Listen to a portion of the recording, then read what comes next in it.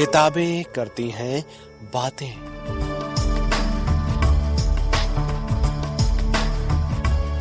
आवाज की तरंगों पर मेहनतकश जनता का साहित्य।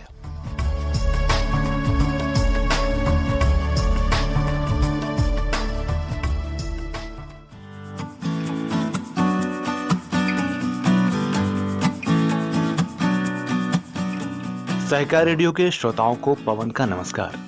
साथियों, किताबें करती हैं बातें कार्यक्रम में इन दिनों आप सुन रहे हैं एमिल बर्न्स द्वारा लिखी हुई किताब मार्क्सवाद क्या है। अध्याय का शीर्षक है पूंजीवाद की साम्राज्यवादी अवस्था। ये इस अध्याय का दूसरा भाग और श्रृंखला की 9वीं कड़ी है।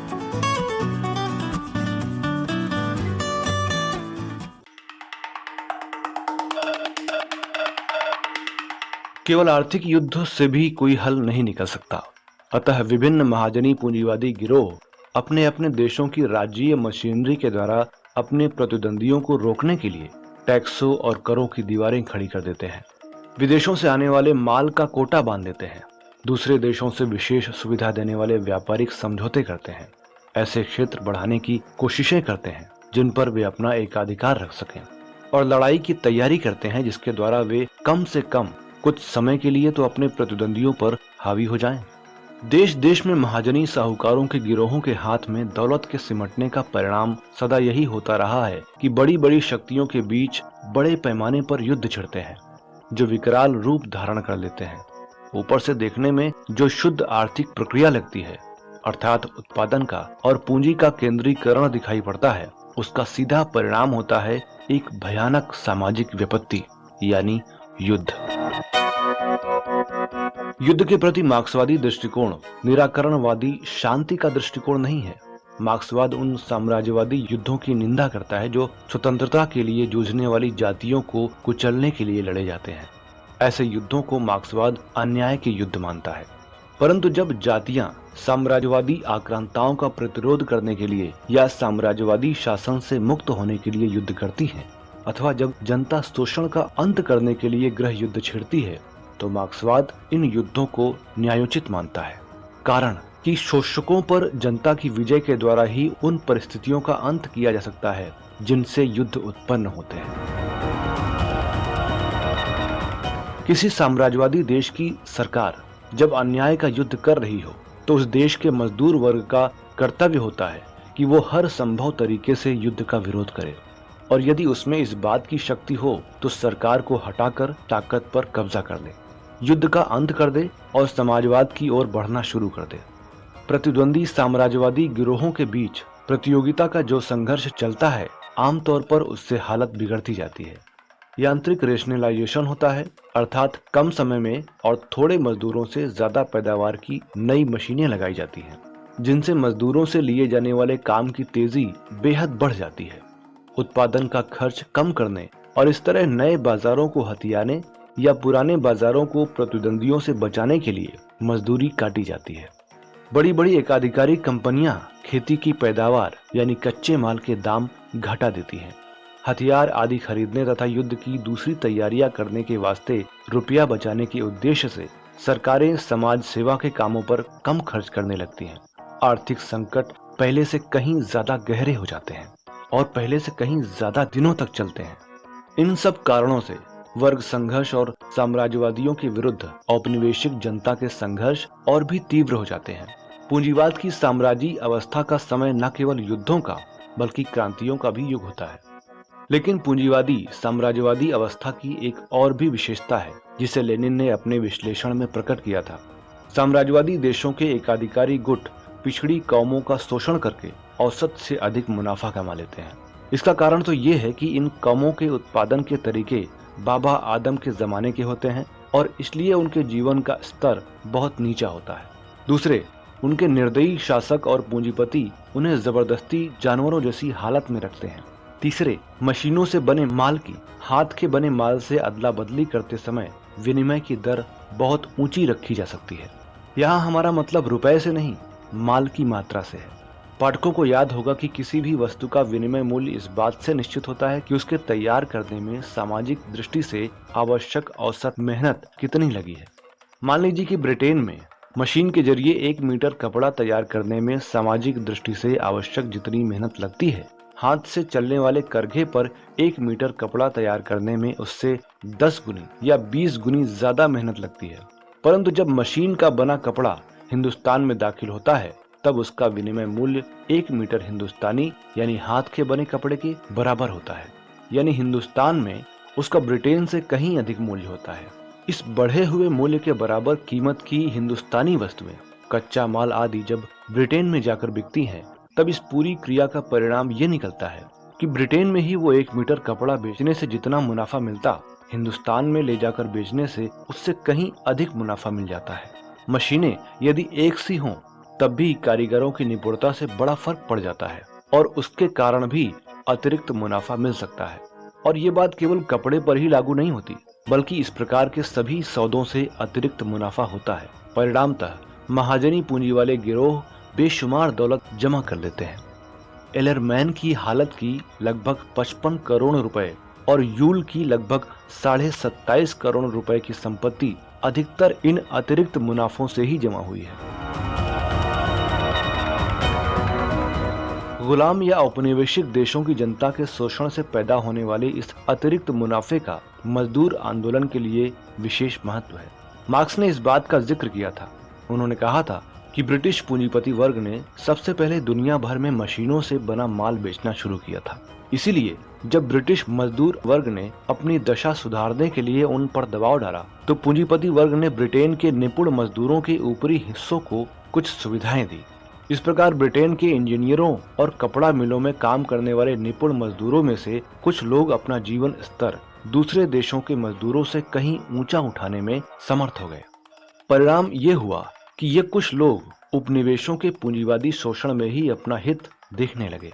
लेनिन ने बताया कि औद्योगिक दृष्टि से उन्नत प्रत्येक देश में साम्राज्यवादी अवस्था के आने पर यही हुआ और मजदूरों का वो हिस्सा जो औरों से बेहतर हालत में था, विशेषकर उनके नेता अवसरवादी बनते गए।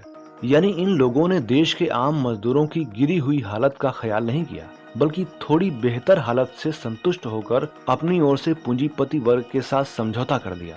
साम्राज्यवादी अवस्था के विकास के साथ साथ ये प्रवृत्ति भी जोर पकड़ती गई।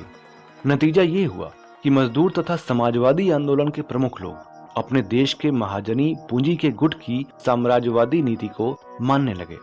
पहले महायुद्ध में ये बात साफ हो गई कि जब हर जगह यानी रूस को छोड़कर जहां बोल्शेविक मार्क्सवादी बने रहे, हर जगह मजदूर आंदोलन के नेताओं ने युद्ध से उत्पन्न अवसर का उपयोग पूंजीपति वर्ग से शक्ति छीनने के लिए नहीं किया, बल्कि उन्होंने अपने देश के साम्राज्यवादियों का लड़ाई में साथ दिया। बहुत से देशों में मजदूर वर्ग की पार्टियों के नेताओं के अवसरवादी दृष्टिकोण यानी शासक वर्ग के हितों के साथ अपना हित मिला देने की प्रवृत्ति के कारण 1914 से 1918 की लड़ाई के बाद कम्युनिस्ट पार्टियों का बनाना आवश्यक हो गया, ताकि मजदूर वर्ग की ऐसी पार्टियां बने जो मार्क्सवादी दृष्टिकोण पर दृढ़ रहें और मजदूर आंदोलन को मार्क्सवाद के रास्ते पर लाने का प्रयत्न करें। साम्राज्यवादी अवस्था में औपनिवेशिक जनता का स्वतंत्रता संग्राम भी पहले से अधिक फैल जाता है, अधिक जोर पकड़ लेता है।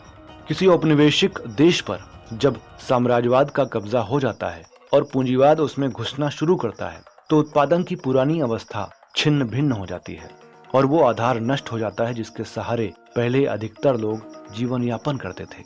लंकाशायर की मिलों से प्रतियोगिता शुरू हुई तो हिंदुस्तानी बुनकरों का रोजगार नष्ट हो गया और वे अपने करघे छोड़कर खेती करने लगे। इससे जमीन पर आबादी का बोझ और बढ़ गया।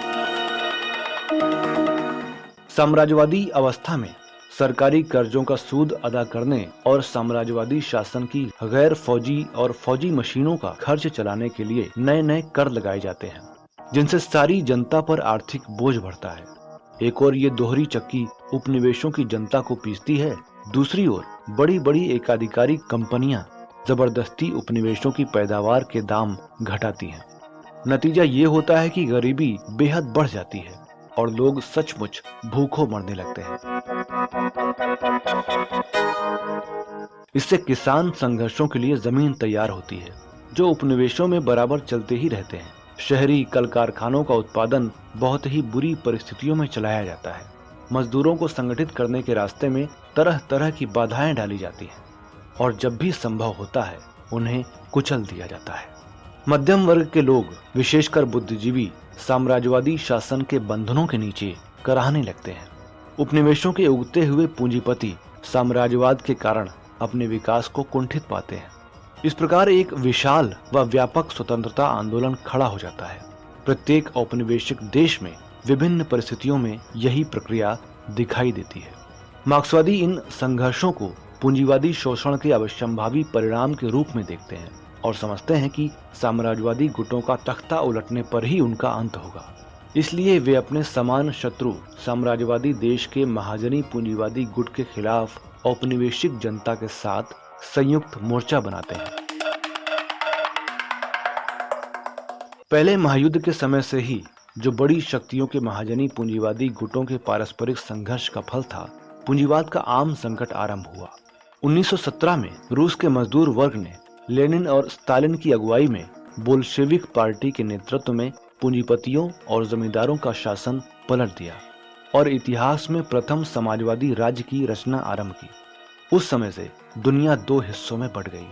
एक समाजवादी हिस्सा जिसका बल और असर बराबर बढ़ता जाता था, और दूसरा पूंजीवादी हिस्सा जिसमें साम्राज्यवादी अवस्था वाले पूंजीवाद के सभी अंदरूनी विरोध बढ़ रहे थे और पूंजीवादी समाज की राजनीतिक तथा आर्थिक नींवें खोखली कर रहे थे।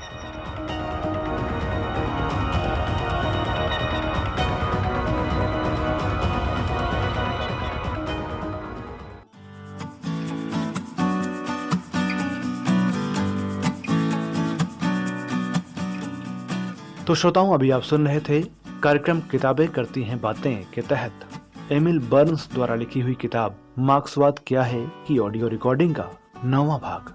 इस पुस्तिका को प्रकाशित किया है पीपुल्स पब्लिशिंग हाउस नई दिल्ली ने और इसका हिंदी अनुवाद किया है ओम प्रकाश संगल जी ने। अगर आप सहकार रेडियो का कार्यक्रम पहली बार सुन रहे हैं और हमसे जुड़ना चाहते हैं तो व्हाट्सएप पर जुड़ने के लिए हमारे नंबर 9617226783 पर अपने अकाउंट से नाम और जिला या शहर का नाम लिखकर भेजें।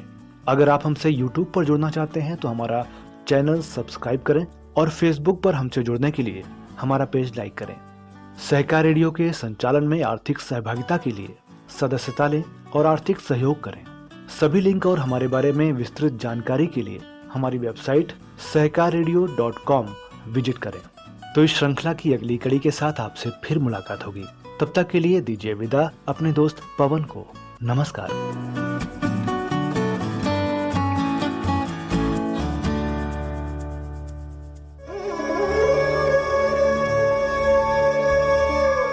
किताबें करती हैं बातें।